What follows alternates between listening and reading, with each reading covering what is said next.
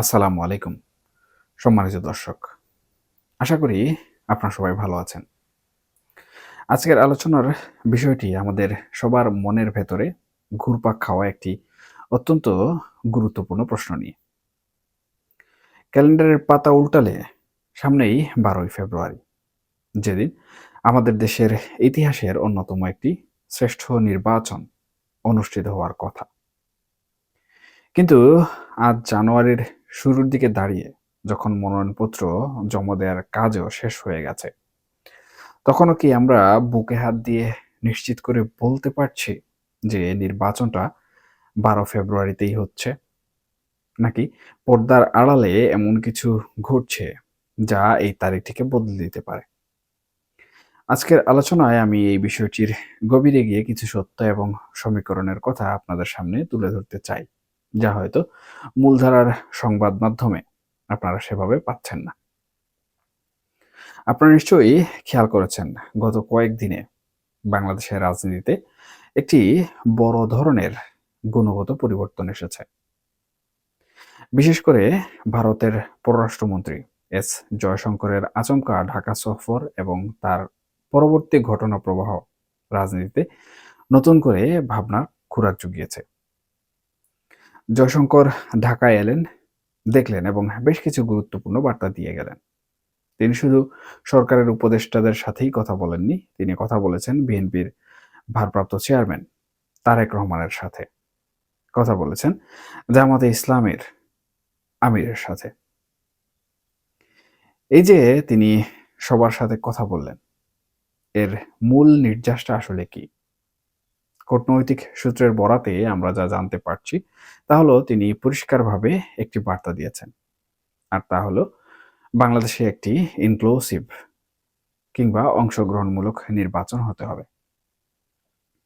এখন প্রশ্ন হলো, এই অংশগ্রহণমূলক শব্দটা শোনার পর আমাদের রাজনৈতিক দলগুলোর প্রতিক্রিয়া আসলে কি?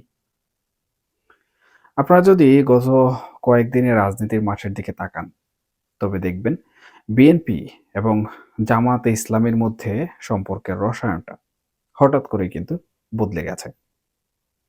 এই তো মাত্র কয়েকদিন আগেও আমরা দেখেছি বিএনপি এবং জামাত একে অপরের মুখোমুখি অবস্থানে ছিল।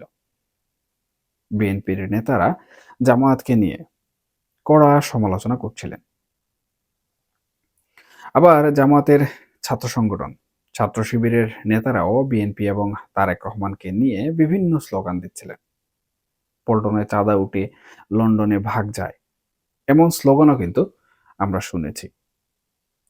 মুক্তিযুদ্ধের সময়ে জামাতের ভূমিকা নিয়েও বিএনপির পক্ষ থেকে প্রশ্ন তোলা হয়েছিল। কিন্তু হঠাৎ কি এমন হলো যে আমরা দেখছি জামাত এবং বিএনপির মধ্যে আবার সেই পুরনো ঘনিষ্ঠতা? এর কারণটা খুবই সহজ। যখনই আন্তর্জাতিক মহল থেকে, বিশেষ করে ভারত এবং আমেরিকার পক্ষ থেকে অংশগ্রহণমূলক নির্বাচনের কথা বলা হয়, যার সোজা অর্থ হলো নির্বাচনে আওয়ামী লীগের অংশগ্রহণের সুযোগ তৈরি হয়, তখনই বিএনপি এবং জামাত এক হয়ে যায়। রাজনীতির মাঠে যখন আওয়ামী লীগ থাকে না, তখন তারা নিজেদের মধ্যে ভাগাভাগি বা আধিপত্য নিয়ে কামড়াকামড়ি করে। কিন্তু যখনই তাদের মনে হয় যে আওয়ামী লীগ আবার নির্বাচনে ফিরে আসতে পারে, তখন তারা সব ভেদাভেদ ভুলে মুদ্রার এপিঠ ওপিঠের মতো এক হয়ে যায়। জয়শঙ্কর যে বার্তা দিয়ে গেছেন, সেটা ভেরিফাই করার জন্য হয়তো জামাতের আমির এবং তারেক রহমানের মধ্যে এই নতুন যোগাযোগ। তারা বুঝতে পারছেন পরিস্থিতি কিন্তু আর আগের মতো একপাক্ষিক নেই। অনেকে হয়তো ভাবছেন ভারত তো চাইবেই আওয়ামী লীগ নির্বাচনে আসুক, এতে নতুন কি? কিন্তু এখানে একটি বড় ধরনের ভুল ধারণা আমার মনে হয় ভাঙা দরকার। এই যে অংশগ্রহণমূলক নির্বাচনের চাপ, এটা কি কেবল ভারতের একার? একদমই নয়। কমনওয়েলথ মহাসচিব যখন ঢাকায় এসেছিলেন, তিনিও একই কথা কিন্তু বলে গেছেন। অস্ট্রেলিয়ান সরকারের অবস্থা অত্যন্ত পরিষ্কার। তারাও চায় বাংলাদেশে একটি অবাধ, সুষ্ঠু এবং অবশ্যই অংশগ্রহণমূলক নির্বাচন হোক। সবথেকে গুরুত্বপূর্ণ আর সবচেয়ে বড় যে খেলোয়াড়, সেই আমেরিকার অবস্থান কি? আমাদের কাছে থাকা তথ্য এবং কূটনৈতিক সূত্রের খবর অনুযায়ী আমেরিকার অবস্থান এখন ভারতের চোখের চশমা দিয়েই বাংলাদেশকে দেখা। আমেরিকা খুব পরিষ্কারভাবেই চাচ্ছে যে ভারত যা ভাবছে বা ভারত যে পথে এগুতে চাইছে, সেই পথেই যেন বাংলাদেশের স্থিতিশীলতা নিশ্চিত হয়। অর্থাৎ ভারত এবং আমেরিকা উভয়ই এখন একমত যে বাংলাদেশে যদি একটি বিতর্কিত নির্বাচন হয়, যেখানে একটি বড় পক্ষ অনুপস্থিত থাকবে, তবে সেই সরকার টিকবে না এবং দেশে গণতন্ত্র বা স্থিতিশীলতা কোনোটাই আসবে না। এখন এই পরিস্থিতিতে আমাদের বর্তমান অন্তর্বর্তীকালীন সরকার এবং বিশেষ করে প্রধান উপদেষ্টা ডক্টর মোহাম্মদ ইউনূসের অবস্থানটা আসলে কোথায়? দেখুন, তিনি একসময় আমেরিকার খুব ঘনিষ্ঠ বা অনেকের ভাষায় তাদের পছন্দের মানুষ হিসাবে ক্ষমতায় বসেছিলেন, এটা সত্য। তিনি তাদের অনেক চাহিদা পূরণ করেছেন। তা সে বোয়িং বিমান কেনার অর্ডার হোক বা অন্য কোনো বাণিজ্যিক সুবিধা। কিন্তু এখন কেন জানি মনে হচ্ছে আন্তর্জাতিক পরিমণ্ডলে তিনি কিছুটা অভিভাবকহীন হয়ে পড়েছেন।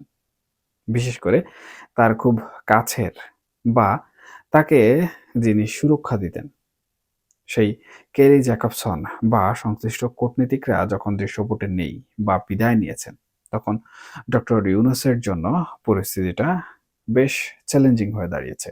শোনা যাচ্ছে ডক্টর ইউনূস যদি এই অংশগ্রহণমূলক নির্বাচনে রাজি না হন বা তিনি যদি তার জেদ ধরে রাখেন যে আওয়ামী লীগকে ছাড়াই নির্বাচন হবে, তবে তার পরিণতি ভিন্ন হতে পারে। আমাদের কাছে যে তথ্য আছে, তাহলেও তাকে হয়তো পরিষ্কার ভাষায় বলে দেওয়া হবে যে অংশগ্রহণমূলক নির্বাচন ছাড়া তার হাতে আর কোনো ধরনের বিকল্প নেই।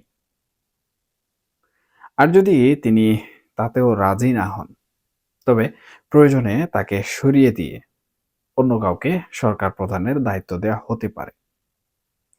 এমন গুঞ্জনও কিন্তু কূটনৈতিক পাড়ায় বেশ জোরালোভাবে এখনকার সময়ে শোনা যাচ্ছে। কারণ আমেরিকা বা ভারত কেউই চায় না বাংলাদেশে এমন একটি নির্বাচন হোক, যা নিয়ে পরবর্তীকালে আবার সহিংসতা বা অস্থিতিশীলতা তৈরি হয়।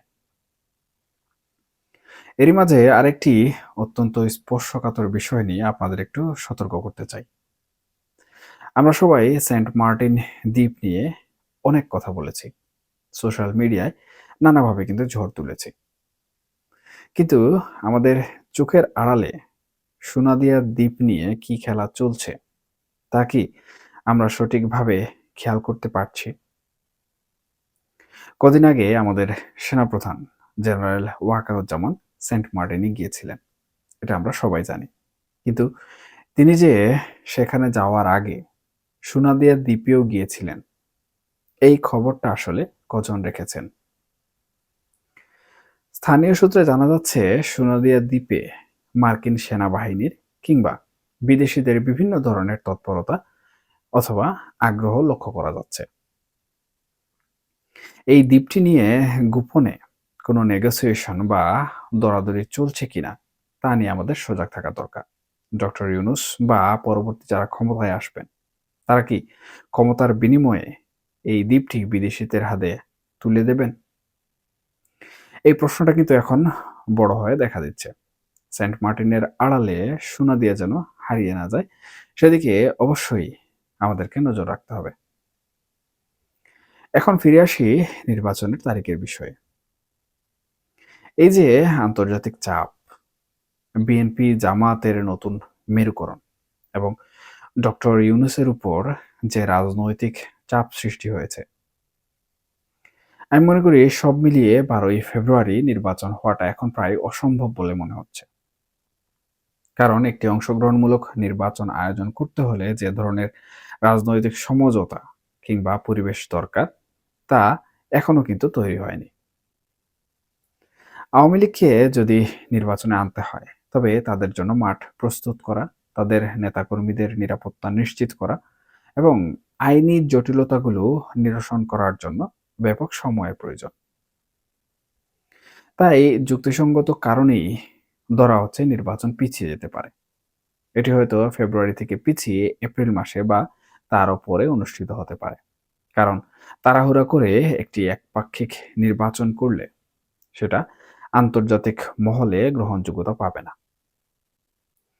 আর বর্তমান সরকারও সেই ঝুঁকি নিতে চাইবে না। নতুন মার্কিন রাষ্ট্রদূত আসার পর হয়তো পরিস্থিতি আরও পরিবর্তন হবে।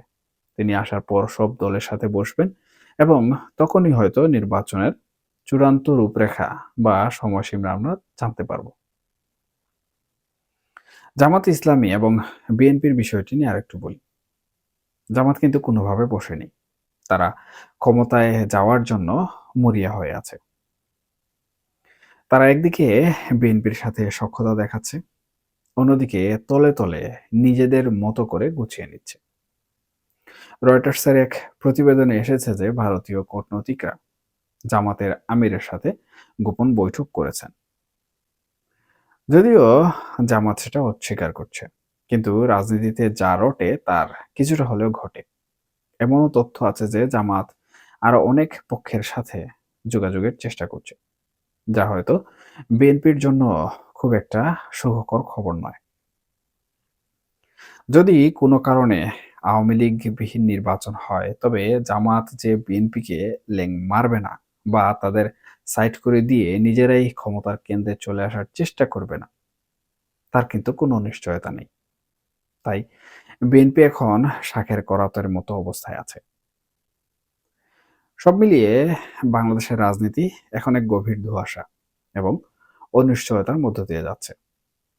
একদিকে নির্বাচনের তারিখ নিয়ে দোলাচল, অন্যদিকে আন্তর্জাতিক ভূ রাজনীতির জটিল সমীকরণ। আমরা সাধারণ জনগণ কেবল চেয়ে আছি একটি সুষ্ঠু এবং সুন্দর আগামীর দিকে। তবে বাস্তবতা বলছে 12ই ফেব্রুয়ারি নির্বাচন হওয়ার সম্ভাবনা খুবই ক্ষীণ। আমরা হয়তো আরো কিছুটা সময় অপেক্ষা করতে হবে এবং দেখতে হবে জল প্রকৃতপক্ষে কোন দিকে গড়ায়। এই পরিস্থিতিতে আমাদের হতাশ হলে চলবে না, আমাদের সজাগ থাকতে হবে। বিশেষ করে দেশের সার্বভৌমত্ব এবং সোনাদিয়ার মতো গুরুত্বপূর্ণ সম্পদগুলোর দিকে নজর রাখতে হবে। নির্বাচন কবে হবে তার চেয়েও বড় কথা হলো সেই নির্বাচনটি যেন দেশের মঙ্গলের জন্য হয়, কোনো বিদেশি শক্তির এজেন্ডা বাস্তবায়নের জন্য না হয়। এখনকার মতো এই পর্যন্তই। সবাই ভালো থাকবেন, সুস্থ থাকবেন, কারণ পরিস্থিতি প্রতিনিয়ত পাল্টাচ্ছে। আমাদের চোখ কান খোলা রাখতে হবে। আর সবথেকে গুরুত্বপূর্ণ বিষয়টি হচ্ছে অবশ্যই নিরাপদে থাকবেন। আল্লাহ হাফেজ।